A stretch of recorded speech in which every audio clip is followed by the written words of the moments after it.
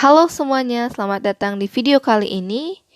Dan video ini kita akan membahas mengenai statistika atau ilmu yang mempelajari cara-cara mengumpulkan, menyusun, menyajikan, dan menganalisis data, serta cara untuk mengambil keputusan atau kesimpulan. Nah, di sini kita memiliki beberapa kata kunci seperti mengumpulkan, menyusun, menyajikan, menganalisis, dan mengambil kesimpulan. Jadi, statistika ini tentu saja berkaitan erat dengan data, karena itu yang dikumpulkan, kemudian disusun, dianalisis, dan dicari caranya untuk mengambil kesimpulan. Nah, kumpulan data itu sendiri disebut dengan statistik. Jadi, berbeda ya antara statistik dan statistika. Nah, untuk data itu sendiri dapat diklasifikasikan menjadi dua jenis. Yang pertama, data numerik atau disebut juga dengan data kuantitatif. Yang mana data ini merupakan data yang berasal dari hasil pengukuran. Sedangkan yang kedua adalah data kategori atau disebut juga dengan data kualitatif. Nah, data ini diperoleh dari hasil pengamatan. Nah, dalam ilmu statistika, mengumpulkan data merupakan hal yang penting. Jadi, ada beberapa jenis loh pengumpulan data. Yap, kita akan bahas yang pertama, itu dapat menggunakan angket ataupun kuesioner. Nah, ini contohnya, di mana angket itu merupakan perangkat yang berisikan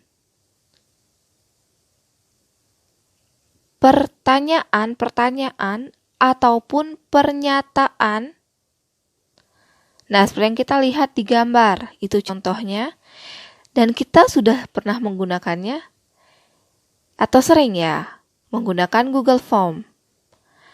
Nah, sekarang kita bahas kelebihannya. Apa sih kelebihan angket? Yang pertama, praktis tentu saja, karena kita bisa langsung memberikannya kepada banyak orang, ekonomis, dan juga independen responden. Jadi responden itu mempunyai pendapatnya sendiri, tidak dapat dipengaruhi oleh yang lain. Nah, sedangkan kekurangannya, yang pertama itu kaku. Jadi pernyataan atau pertanyaannya itu kaku, tidak bisa diadaptasikan lagi. Nah, dan yang kedua, ada kemungkinan responden itu tidak mau mengumpulkan hasil angketnya. Teknik pengumpulan data yang kedua adalah wawancara atau interview. Nah, kalian tahu sendiri kan wawancara atau interview itu seperti apa? Kita lihat ini contohnya. Nah, wawancara ini biasanya berbentuk tanya jawab. Jadi ada yang bertanya, ada yang menjawab.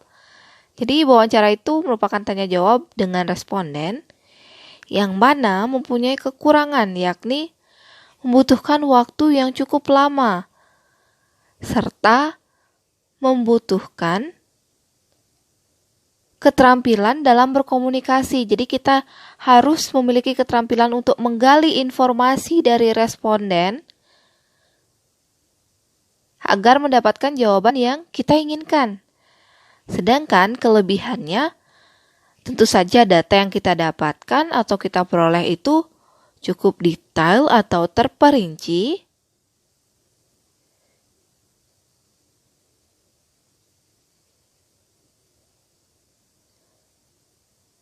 Nah, untuk melakukan wawancara atau interview, kita harus menyiapkan pedoman wawancara. Nah, di sini kita bisa highlight. Yep. Nah, pedoman wawancara ini dapat berisi list pertanyaan secara detail atau rinci, atau kita juga dapat hanya membuat gambaran garis besar topik wawancaranya. Nah, teknik pengumpulan data yang ketiga adalah observasi atau pengamatan.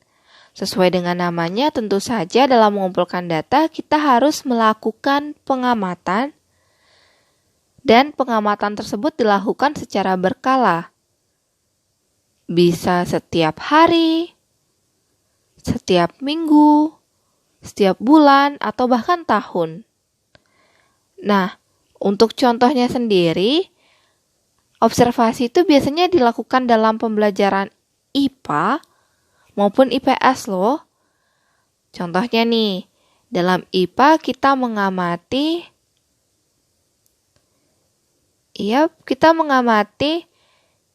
tinggi tanaman. Jadi, berapa perubahan tinggi tanaman setiap harinya.